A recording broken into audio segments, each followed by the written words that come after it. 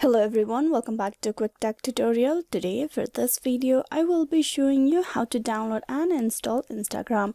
So for that, first of all, you open the Google Play Store on the Android device, and if you are using a iOS device you need to tap open App Store, and the process is similar. Tap open Play Store. Once you open Play Store, you tap on the search bar and type in Instagram. Tap on search. You can see the Instagram application on the top. Now you just need to tap on install to be downloaded on your mobile device. Instagram is a very popular social media platform where you will be able to post a story, post on your Insta feed, and you will be able to call or text friends on from your Insta. Instagram is going viral worldwide for its features, where it lets you connect with your friends through stories, messages, and all other options that are available.